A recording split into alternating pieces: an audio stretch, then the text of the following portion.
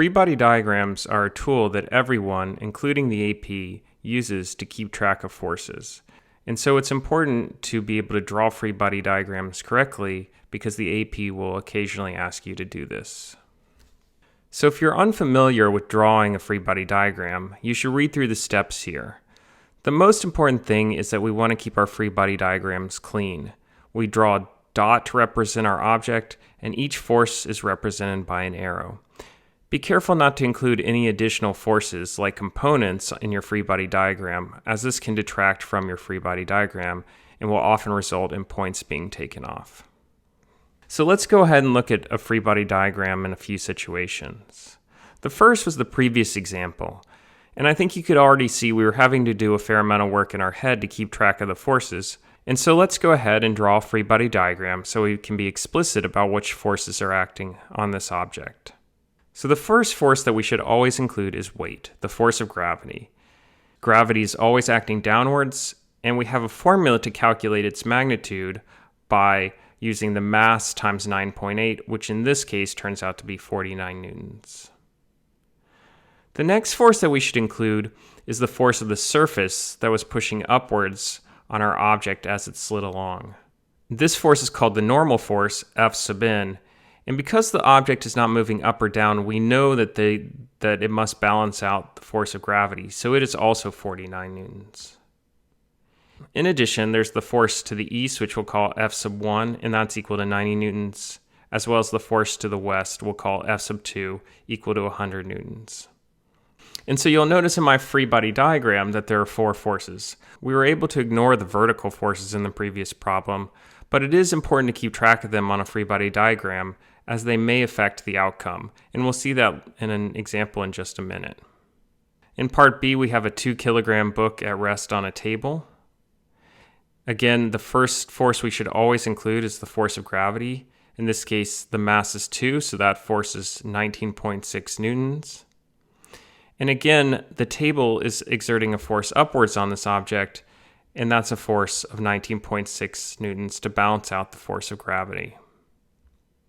In part C, we have a book that is sliding along the table at constant speed. I'll go ahead and just draw a picture just so we can be clear about what's going on. And so in this case, I draw my table, and here's the book sliding along at constant speed. When I draw my free body diagram, the first force I should always include is the weight, the force of gravity, and that's equal to 3 times 9.8, so 29.4 newtons. There's also a normal force that balances out gravity because the object's not moving up or down, and this normal force is 29.4 newtons as well. This is an example that I mentioned in the section on Newton's first law. You may think that because the object is moving to the right, then there is a force to the right. But in this case, if this was a frictionless table, there is no force to the right because it's not accelerating. Now, if there's friction on the table, which we'll talk about friction in the next section, then we need to include a force to the right to balance out the force of friction. But for now, let's just assume we have a frictionless table. In part D, we're asked about a shoe being held up by its shoelace. And so, as before, we include the force of gravity, which in this case is 4.9 newtons. And now the force holding it up is the force of tension, and it will exactly balance out gravity because the shoe is not moving up or down, and so it is also equal to 4.9 newtons. Being able to draw free body diagrams correctly is crucial to being able to solve problems correctly, and so I encourage you to make sure you understand those tips as well as the content of the previous section, because that will guide you to writing down the correct forces for your free body diagram. Let's look at a problem. In this case, Thomas is pulling a sled over a frictionless surface using a rope. To solve this problem, we will finally use all the steps of our problem-solving method. So let's start by drawing a picture as we always do. In this case, I draw the ground, the sled, and the rope pulling to the side.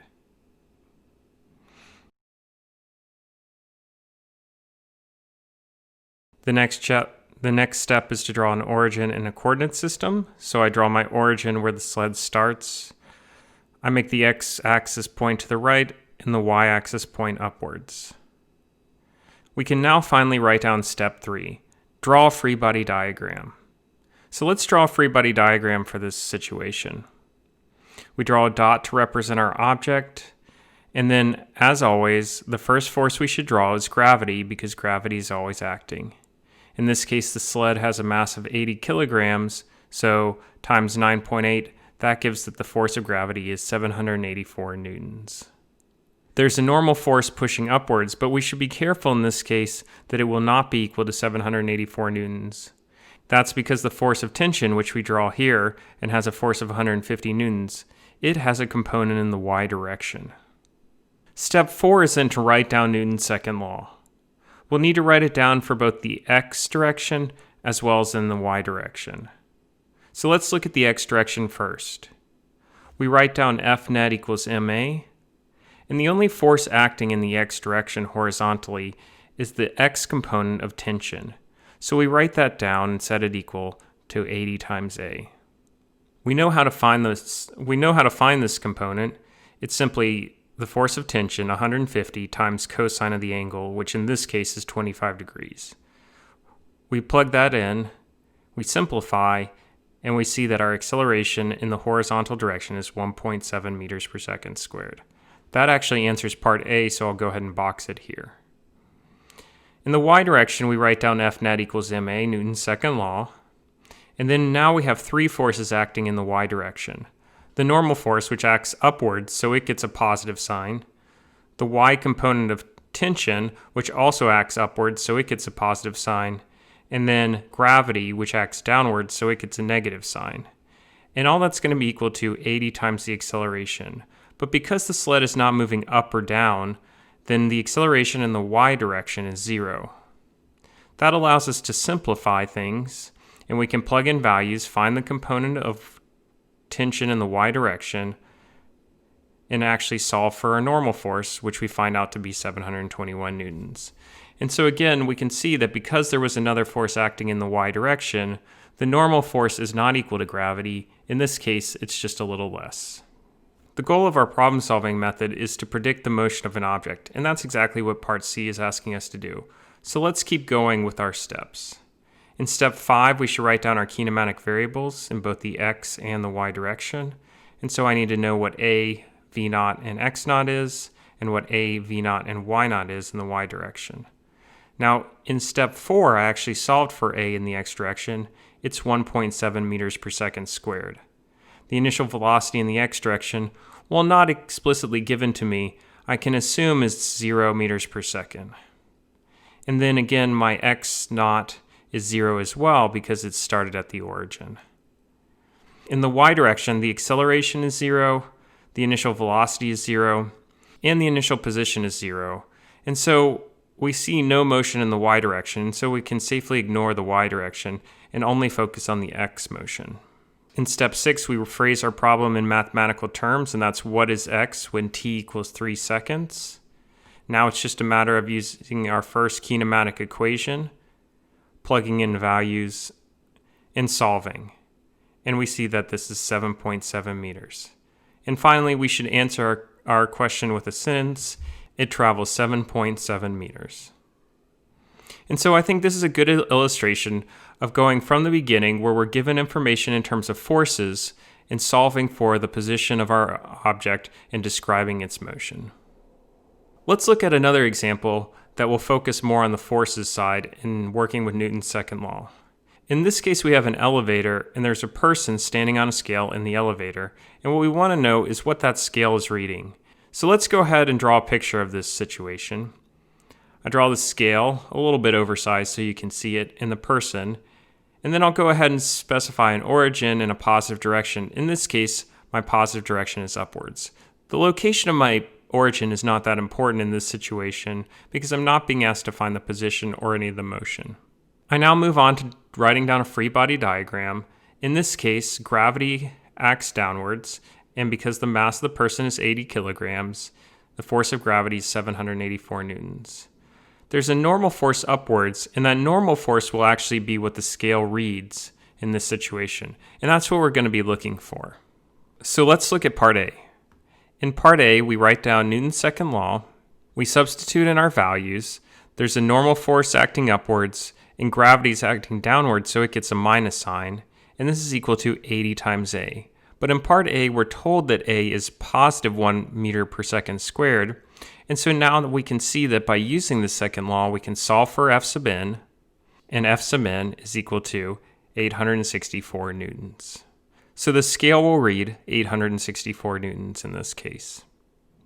Part B, we're just going to repeat the same steps. We start with Newton's second law, plug in our values. In this case, the acceleration is negative 2 meters per second squared because it's accelerating downwards. And then we simplify, and we solve for F sub n to find that F sub n is 624 newtons. So let's go ahead and examine part B and part A.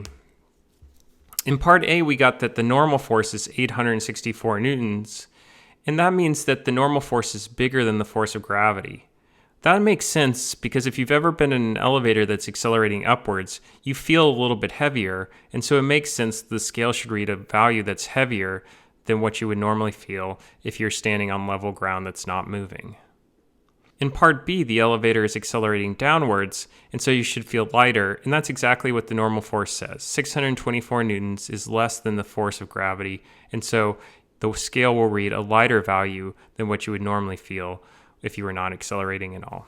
Let's continue on to part C. In part C, the elevator this time is accelerating at negative 4 meters per second squared. We're also given the speed, but again, speed is not connected to forces because, again, Newton's second law tells us that F net is connected to the mass and to the acceleration. So the velocity is actually extraneous information in this case.